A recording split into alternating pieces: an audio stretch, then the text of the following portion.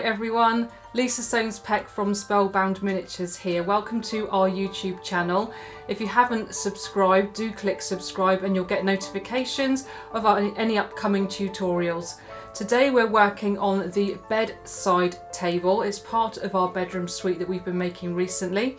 So let's get started. To make the bedside table, we are cutting most of these pieces from matboard. There's one piece which is craft board. It's red on the SVG and the PDF file, and it's just slightly smaller than the very top of the table, and it gives you that nice sort of raised edge relief to give the top of the cabinet some depth. Everything else is matboard. I've already layered up a couple of these pieces, and there's 3 layers for each leg, so we just glue them one on top of each other. And then we've got the drawer pieces too. So go ahead and glue up the pairs. I always like to do mine in pairs, so it's easier than actually trying to line up 4 or 5 layers in one go. So I've done 2 pairs of the middle, and this cutout is for the drawer. I've glued 3 of the legs together. And in this matboard, which is just under 1.5mm thick, it fits in to the gap. So you might need to, if you're using a thinner or thicker material, have more or less leg layers. So do have a practice of that before you cut everything. I cut 4 legs and one of these pieces so that I could work out exactly how many to cut. And the drawer is also in matboard, and we'll make that towards the end. What I do like to do, this is the tabletop, is one of my insert drawer layers. I like to glue that onto there because it's much easier to get the gap exactly all the way round when you're doing it this way round than if you've already, say, built your drawer layers and then you're trying to stick this on top and work out an even gap.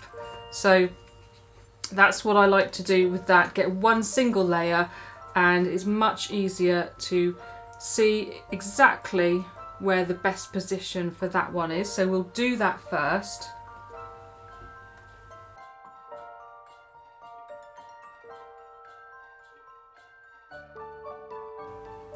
So there we are. Hopefully that will focus in.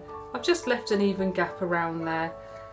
Pressed it all down. If any glue squeezes out, make sure to wipe that off with a cocktail stick, especially in where the legs would go and the drawer line, because if you had any glue drying there, it might stop the legs or the drawers fitting into that gap. So that's one I've done. I'll press that. I always use my steel bench block to keep it nice and flat while it dries. And then the next thing we'll do is we'll put the craft board layer on top of that piece, and press that while it dries before we construct it as well.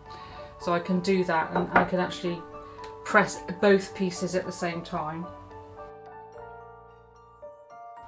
And again, just put that on and eyeball it. You could measure it if you want to, so that you've got an even gap all the way around the outside. Check for any glue squeezing out and then press that down. So the leg layers are very straightforward. Again, not too much glue, just enough to hold it in position and not let the layers fray apart.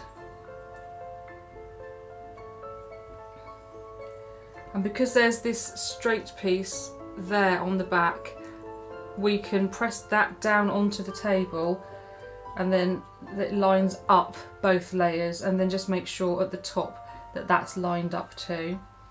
And then any glue, just wipe your fingers down, take off any excess.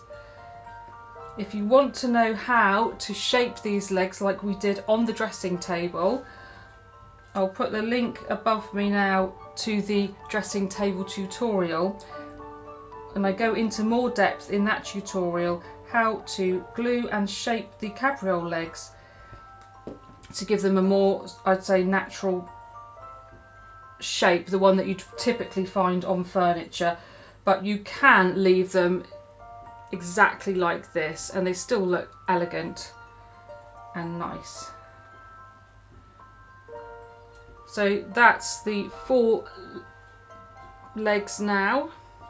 Just leave that to dry. And we've also got the base, and the base is the same dimensions as the drawer cutouts, but it hasn't got the drawer, so that's what the drawer actually sits on. So we need to put, again, one of our drawer cutouts. I'm going to do a pair that I've already glued onto the base.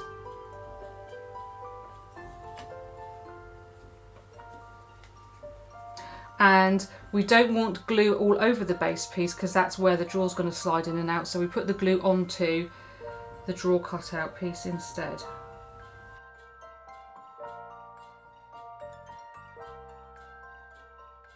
And on this one, the edges line up because they're the same dimension, so we don't have a gap around the edge like we did with the top. And then press that whilst it dries. And then we'll work on the drawer. So the drawer has 2 sides. They're the same length as the drawer. The drawer front is the same width as the drawer, and then the drawer back is the smallest piece because that fits in between the 2 sides. So the sides go onto the base. So if that's the base and the side fits onto, I don't know if you can see that, onto there rather than on the outside edge. So we put the glue on the bottom of the side piece and make sure the edges line up with the edges of the drawer. Wipe off any excess glue, and you want to make sure that it's a nice right angle, and you could use your gluing jig for this, but it sets up so quickly I didn't actually need to on this. So I'm going to do the same for the other side.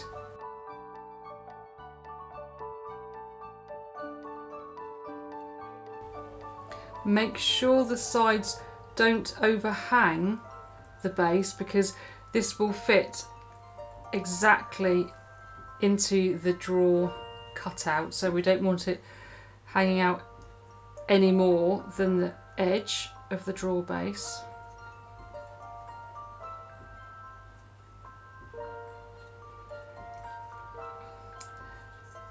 And then the front is the sort of deepest part that fits, and we'll put glue on all those edges, and then that fits neatly onto the front so that when it's shut you won't see any edges other than the front of the drawer.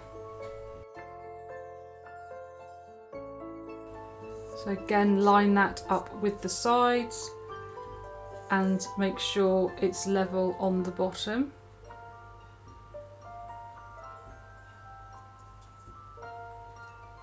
You could always push it down flat on your desk or bench as well.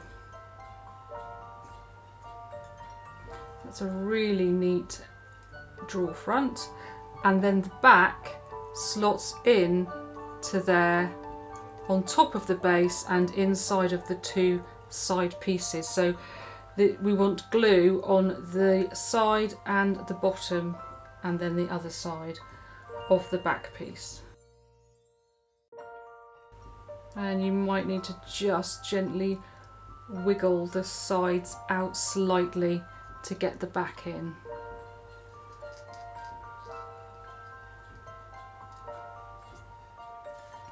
And there we have it, one drawer. You're going to need to put a drawer knob or drawer pull on the front. You could always drill a hole before you glue it, or if you're going to stick a knob on and not drill a hole through, then obviously you don't need to worry about that.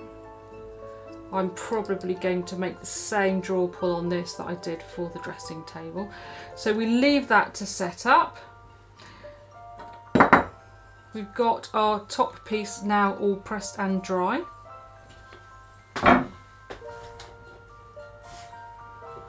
And we've got the bottom piece.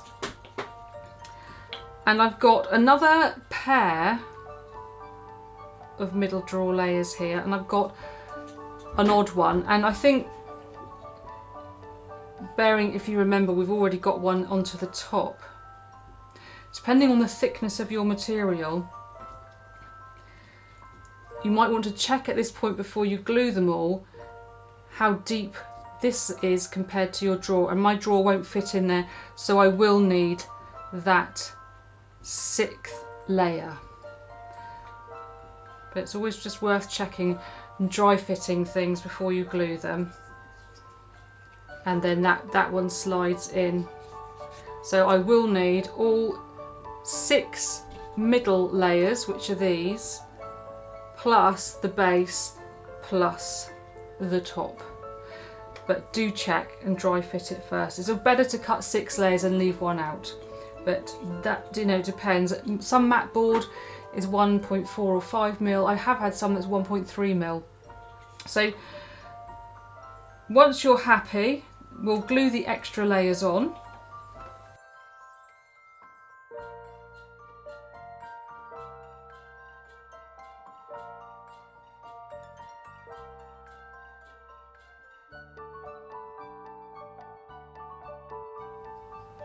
And then when you're happy you've got the middle layers on, we can glue the top 2 layers on.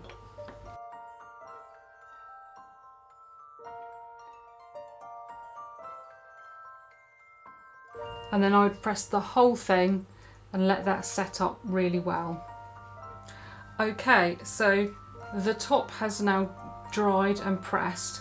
You can coat the edges with super glue and sand them down if you want to get rid of the most visible of the layers. You could also do that for the legs, but you'll notice if you want to just carry on and paint this from here, you can do, or carry on constructing it at least.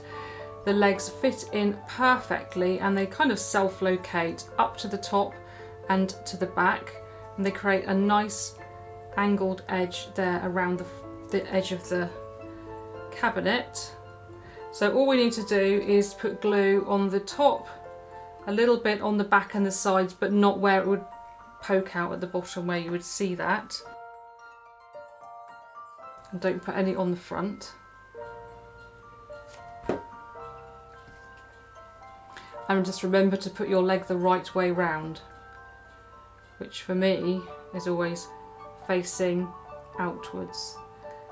Wipe off any excess glue that squeezes out, and you just want to push the leg up into the top and then down, and that's that. Work your way round.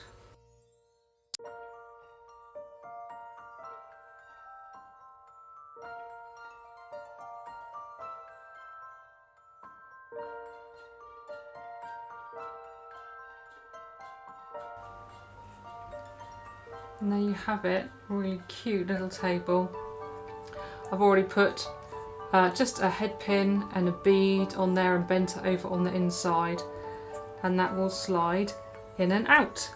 If it's a little sticky, you can always just sand down the edges slightly where you think it's sticking.